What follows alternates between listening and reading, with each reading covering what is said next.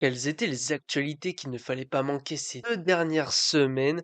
Bonjour à toutes et à tous et bienvenue dans ce nouveau récap des actualités pop culture. Au programme du casting pour le prochain film Hunger Games ou encore des annonces surprenantes de la part de Donald Trump concernant Hollywood. Bref, voyons ça tout de suite. On entame ce récap avec du casting concernant le prochain film Hunger Games. Il s'agira d'une adaptation du nouveau roman appelé Le lever de soleil sur la moisson. On a appris que Joseph Zada jouera le personnage principal du film, mais aussi que Whitney Peak sera dans le projet, ainsi que McKenna Grace, Jesse Plemons. Selon les estimations, le film aurait un budget d'un peu plus de 150 millions de dollars, et rendez-vous en novembre 2026 pour découvrir ce film. On a aussi eu des news concernant le prochain film de M. Night Shyamalan. Pour rappel, le projet est assez particulier puisque le réalisateur écrit un roman en même temps. On sait également que Jake Gyllenhaal devrait jouer le rôle principal. Eh bien, on a justement des informations concernant ce roman. Il s'appellera Remain et sortira en octobre aux États-Unis, sachant qu'il sera concentré sur une personne avec des problèmes psychiatriques liés à la perte de sa sœur. Ces 2 dernières semaines, on a eu beaucoup d'infos concernant Netflix. D'abord que le film Enola Holmes 3 a commencé son tournage et que la plupart des acteurs des précédents volets reviendront. On a aussi appris que la série Heartstopper n'aura pas de 4e saison, mais à la place un film pour conclure l'histoire, donc pour les fans, pas d'inquiétude. On a aussi appris le nom de la série d'animation basée sur Stranger Things, ça s'appellera Stranger Things Tales from 85, et on devrait avoir des annonces au festival d'Annecy cet été. On a aussi eu des premières images pour le film The Old Guard 2, prévu pour le 2 juillet sur la plateforme. On a aussi appris que la série Mercredi et sa 2e saison sortiront en 2 parties. La série sera composée de 8 épisodes avec une première partie le 6 août et la deuxième le 3 septembre. Côté renouvellement, on a appris que la série À l'ombre des Magnolias était renouvelée pour une 5e saison et que la plateforme avait commandé une série basée sur le livre Le temps de l'innocence. Concernant des images, on a eu un premier vrai teaser pour Predator Badlands prévu pour novembre 2025 au cinéma, sachant qu'un film d'animation sortira déjà cet été sur Disney+. On a également eu un trailer pour le film Insaisissable 3 prévu pour le 11 novembre prochain dans les salles avec le retour du casting original, notamment Isla Fisher, Jesse Eisenberg ou Morgan Freeman. Ensuite, on a eu un trailer pour le film The Smashing Machine avec Dwayne Johnson et Emily Blunt, prévu pour le 29 octobre dans les salles. Il s'agira d'un drame où Dwayne Johnson devrait jouer une star du MMA. Ensuite, on a eu un trailer pour le film d'horreur Weapons. Et du côté des jeux vidéo, on a eu un trailer pour GTA 6, le jeu extrêmement attendu de Rockstar. Et malheureusement, mauvaise nouvelle pour ce jeu qui est repoussé au 26 mai 2026, alors que selon les rumeurs, il devait sortir à l'origine cet automne. Mais bon, on n'est pas à un an près pour un jeu qui s'annonce tout simplement exceptionnel. Concernant les actualités en vrac, Michael Bay prépare une adaptation du jeu d'arcade Outrun avec Sydney Sweeney en productrice. Ensuite, on a appris qu'un film Toys R Us basé sur la célèbre franchise de magasins de jouets était en préparation. On a appris qu'une suite au film Wedding Nightmare, Ready or Not en VO, a commencé son tournage avec Elijah Wood et Sarah Michael Gellar qui rejoignent le casting. On a appris que HBO préparait une série appelée Johnstone sur le chef d'une secte responsable d'un massacre. On a appris que Tom Ellis était en pole position pour prendre le rôle principal à la nouvelle série spin-off à FBI basée sur la CIA. On a appris qu'une adaptation du jeu d'horreur The Mortuary Assistant était en préparation avec Willa Holland et Paul Smart. Un film reboot de Urban Legend, un slasher d'horreur, était en préparation. Côté Apple TV+, une suite au film Greyhound avec Tom Hanks est en préparation avec le retour des acteurs dont justement Tom Hanks. On a appris que le reboot de Thomas Crown avec Michael B. Jordan sortira pour mars 2027. Concernant les 4 fantastiques First Steps qui sort en juillet prochain, on a appris qu'il ne s'agira pas d'une origin story, et on sait que le film se déroulera 4 ans justement après l'obtention des pouvoirs, bien que le film fasse référence justement à cet événement. Toujours dans les actualités en vrac, la série The Studio est renouvelée pour une 2e saison par Apple TV+. On a appris qu'un nouveau film sur Miami Vice était en préparation et devrait être réalisé par Joseph Kosinski, à qui l'on doit notamment Top Gun Maverick, et prochainement le film F1 avec Brad Pitt. Côté réalisation, Guy Ritchie devrait s'occuper de la suite à Roadhouse avec Jake Gyllenhaal pour Prime Video. On a appris que la série Dexter Résurrection serait diffusée dès le 11 juillet prochain aux États-Unis, pas de date pour la France ni de diffuseur. Et concernant renouvellement et annulation, la série Good Girl est-elle renouvelée pour une deuxième saison, contrairement à la série Equalizer qui elle est annulée par CBS après 5 saisons. Concernant les castings, Paul Ben Victor rejoint la série Lanterns de DC Studios où il incarnera notamment un extraterrestre. On repasse du côté de Netflix avec du casting pour le prochain film Narnia réalisé par Greta Gerwig, puisque Emma Mackey, qu'on ne présente plus, sera la sorcière blanche dans ce film très attendu du côté de la plateforme. Sydney Sweeney de son côté sera la tête d'affiche de l'adaptation du jeu vidéo Split Fiction, réalisé par le même réalisateur qui s'était occupé du film Wicked.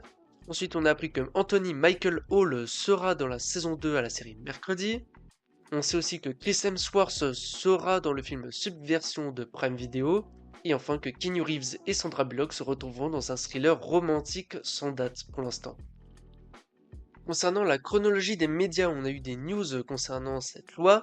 Pour rappel, la chronologie des médias, c'est la règle en France qui empêche les plateformes de streaming de mettre un film sorti au cinéma sur leur plateforme directement après leur sortie, puisqu'en général, il faut attendre plusieurs mois. Par exemple, Disney+ a pris dernièrement 9 mois, Netflix, eux, doivent attendre 15 mois, Prime Video, eux, ont 17 mois, et bien justement, Amazon s'attaque justement à la chronologie des médias.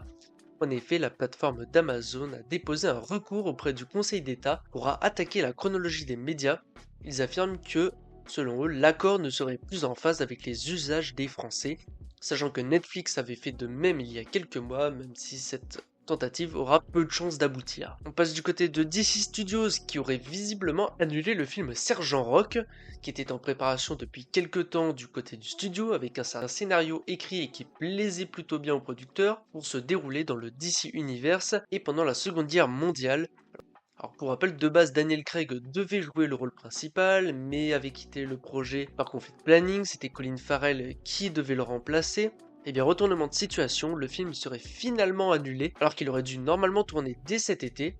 Mais en fait, il faut plutôt nuancer puisque le projet ne serait pas totalement abandonné par le studio, qui attendrait à peu près l'été 2026 pour obtenir des conditions météorologiques favorables à un tournage, puisque s'ils avaient tourné cet été, ils auraient dû se précipiter, ce qui aurait rendu le résultat final un peu moins bon. Cependant, le film, on ne sait pas s'il sortira réellement, il faudra d'abord attendre le succès de Superman qui sort cet été. Pour rappel, le film devrait avoir un budget d'environ 65 millions de dollars à Box Office Monde, c'était à peu près celui du premier film Joker. Le projet devrait être réalisé par Luca Guadagnino, à qui l'on doit notamment Challengers. Cependant, ce report pose la question de si le réalisateur va rester, de même pour l'acteur, est-ce qu'on n'aura pas un retour de Daniel Craig, est-ce qu'on n'aura pas un autre acteur en plus? Est-ce que le film déjà sortira de base? Parce que bon, on va attendre le succès éventuel d'un Superman qui sort cet été et qui aura beaucoup de concurrence en juillet. Bon, pour l'instant, le film est potentiellement prévu pour 2027 s'il tourne bien et bien en 2026, mais à voir s'il n'y aura pas d'évolution d'ici là. Et rendez-vous dès juillet pour découvrir Superman, le premier film du DC Universe de James Gunn. On passe du côté de Disney+, avec des news concernant la série Shogun. Pour rappel, cette série de FX devait être à l'origine une série limitée. Cependant, Disney a poussé pour faire une deuxième saison, voire une éventuelle troisième. Eh bien, on a appris que le tournage devrait commencer début 2026, avec une sortie environ pour le 2027, sachant que pour ce projet, on a pris le retour de Cosmo Jarvis et de Hiroyuki Sanada, qui avaient les deux plus gros rôles de la première saison, sachant que cette deuxième saison devrait se dérouler environ 10 ans après la première. Toujours du côté de Disney+, on a eu quelques informations concernant la deuxième saison de la série Marvel Hawkeye. Et bien visiblement, cette deuxième saison ne serait pas en préparation, puisque Jeremy Renner, qui incarne donc le célèbre personnage, a affirmé que Marvel ne lui avait proposé que la moitié de son salaire qu'il avait dans la première saison, et qu'il explique qu'il ne veut pas faire le même travail que pour cette première saison, pour un salaire divisé par 2. Même si l'acteur ne ferme pas la porte à un retour chez Marvel, il n'est pas en froid avec Disney et Marvel, il le dit lui-même, mais visiblement pour une deuxième saison de Hawkeye, ça risque d'être très compliqué. Et on reste du côté de Marvel, puisque Ryan Reynolds, qui incarne évidemment Deadpool, préparerait de son côté un nouveau film avec le retour du personnage, mais où justement Deadpool ne serait pas le personnage principal. En fait, ça se concentrerait sur 3 à 4 personnages des X-Men, avec Deadpool en plus qui aurait un rôle donc plus secondaire. À noter que l'acteur ne l'aurait pas encore proposé à Marvel, mais vu le succès de Deadpool et le Wolverine, Marvel pourrait être tenté, à voir si ça arrivera réellement après les prochains films Avengers, puisqu'on sait que Marvel se concentrera sur les mutants, donc ça pourrait être un projet qui s'incrusterait bien justement dans cette nouvelle phase. J'en ai parlé en introduction, mais Donald Trump a fait des annonces assez particulières concernant Hollywood. En effet, dans un tweet, le président américain a expliqué vouloir appliquer 100% de droits de douane sur les films tournés en dehors des États-Unis qui seraient diffusés aux USA, sachant que sachant que ça concernerait aussi des films étrangers. Alors, selon les sources, les studios auraient demandé des renseignements au gouvernement américain, puisque oui, beaucoup de questions se posent concernant ces annonces.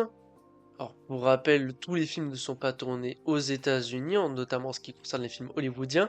Beaucoup de ces films tournent souvent à l'étranger, notamment pour obtenir des décors en extérieur ou même dans des studios intérieurs à l'étranger, puisque certains pays offrent des avantages. Par exemple, le cas du prochain film Mission Impossible, du prochain film de Christopher Nolan, The Odyssey, qui tourne actuellement en extérieur à l'étranger, ou encore même du prochain film Avengers qui tourne actuellement à Londres. Donc beaucoup de questions se posent, sachant que pour expliquer 100% de droits de douane, ça signifie que les budgets devraient théoriquement doubler. Par exemple, un film qui aurait un budget de 50 millions de dollars passerait à 100 millions de dollars, qui rendrait une certaine rentabilité difficile pour ces films. Par exemple, un film qui aurait 200 millions de budget passerait à 400 millions. Il faudrait alors qu'il fasse plus de 800 millions au box-office monde pour être rentable, ce qui est absolument énorme. Donc la question c'est de savoir si ce projet pourrait passer, et qu'est-ce qu'il se passerait justement si ça arrivait? En effet, les films seraient alors un peu obligés de tourner uniquement aux États-Unis, donc ce serait assez difficile d'obtenir les décors. Alors, il faudrait utiliser les effets spéciaux, des fonds verts, des vraiment en studio. Et par exemple, comment rendre une ville comme Tokyo, comme Paris, dans un film qui serait tourné en décor aux États-Unis, ça risque d'être assez compliqué. De même, la question se pose pour les shows télévisés ou même les plateformes de streaming, parce que Donald Trump a uniquement parlé du cinéma, mais est-ce que ce sera aussi appliqué aux programmes télévisés, aux plateformes de streaming? On sait que notamment pour ces dernières, il propose beaucoup de projets venant de l'étranger. Netflix propose Squid Game, Disney Plus propose beaucoup de séries françaises. Donc à voir si ça sera réellement appliqué, mais si c'est le cas, ça risque d'entraîner pas mal de bouleversements pour Hollywood. On en a terminé avec les actualités pop culture, maintenant on passe du côté box-office et on parle évidemment de Minecraft qui en est à 874 millions de dollars au box-office monde, c'est tout simplement exceptionnel. On note un certain ralentissement ces dernières semaines, à voir si le film fera réellement milliard, ça risque d'être plutôt compliqué, à part s'il reste encore très longtemps, mais vu les prochains films qui sortent au cinéma, le milliard s'éloigne quand même beaucoup. L'autre belle surprise, c'est le film Sinners avec Michael B. Jordan et réalisé par Ryan Coogler, qui en est à 237 millions de dollars au box-office monde, ce qui est vraiment pas mal pour un film qui fait fortement débat. Et le petit nouveau de cette liste, c'est le film Thunderbolt de Marvel Studios, qui en est à 160 millions de dollars au box-office monde en une semaine. A noter qu'il s'agirait du deuxième pire démarrage pour un film du MCU devant The Marvels. À voir si le film sera rentable sur la durée. Donc on suivra ça dans les prochaines semaines. Moi je vous dis à la semaine prochaine justement pour parler d'autres actualités pop culture. Merci d'avoir suivi ce récap et je vous dis bonne semaine.